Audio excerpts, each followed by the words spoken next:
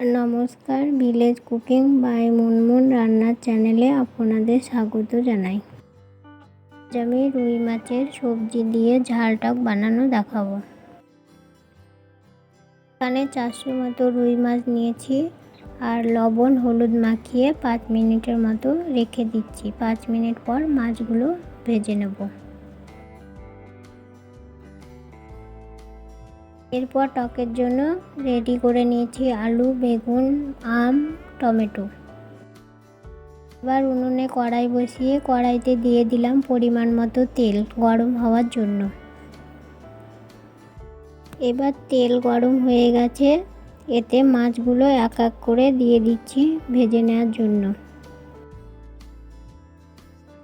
মাছের এক পিঠ ভালো করে ভাজা হয়ে গেছে, আর এক পিঠ উল্টিয়ে ভালো করে ভেজে নেব। এবার মাছগুলো ভাজা হয়ে গেছে, এক এক করে একটা পাত্রে তুলে নেব।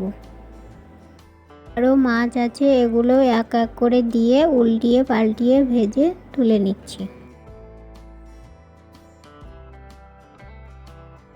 এরপর আবার কড়াইয়ে তেল দিলাম।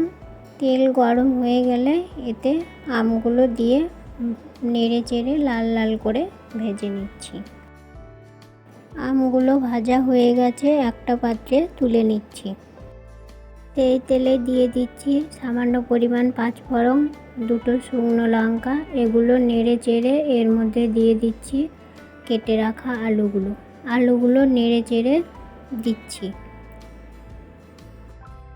এরপর আলুগুলো নেড়ে চেড়ে এর মধ্যে দিয়ে দিচ্ছি কেটে রাখা বেগুন আর টমেটোগুলো। এগুলো দিয়ে ভালো করে নেড়ে চেড়ে দিচ্ছি। এগুলো ভালো করে নেড়ে চেড়ে এর মধ্যে দিয়ে দিচ্ছি বাটা মশলাগুলো হলো আদা, রসুন, পেঁয়াজ, জিরে, আর দিয়ে দিচ্ছি মশলার বাটি ধুয়ে সামান্য পরিমাণ জল দিয়ে ভালো করে নেড়ে চেড়ে দিচ্ছি। এইভাবে আপনারা টক রান্না করে দেখুন, খেতে দারুণ হবে। তারপরে দিয়ে দিচ্ছি স্বাদ মতো লবণ, আর দিচ্ছি গুঁড়ো মশলা 1 চামচ হলুদ গুঁড়ো, 1 চামচ লঙ্কা গুঁড়ো, 1 চামচ কাশ্মীরি লঙ্কা গুঁড়ো রঙের জন্য। এগুলো দিয়ে ভালো করে নেড়ে চেড়ে কষিয়ে নেব আর 2 মিনিটের জন্য ঢাকা দিয়ে দেব। 2 মিনিট পর ঢাকা খুলে নাড়াচাড়া করার পর দেখলাম এগুলো কষা হয়ে গেছে। এতে পরিমাণ মতো জল ঢেলে দিয়ে 10 মিনিটের জন্য ঢাকা দিয়ে দেব। 10 মিনিট পর ঢাকা খুলে নেড়ে চেড়ে দেখলাম এগুলো সিদ্ধ হয়ে গেছে। এবার এর মধ্যে ভেজে রাখা আমগুলো দিয়ে দেব। আমগুলো দিয়ে আর একবার নেড়ে চেড়ে 2 মিনিটের জন্য ঢাকা দিয়ে দিচ্ছি। 2 মিনিট পর ঢাকা খুলে নেড়ে চেড়ে দেখলাম আমগুলো সিদ্ধ হয়ে গেছে। এবার আমগুলোকে গলিয়ে নিতে হবে, না হলে টক হবে না। আমগুলো গলিয়ে নেওয়ার পর 1 মিনিট ফুটিয়ে নেব আর ভেজে রাখা মাছগুলো দিয়ে দেব।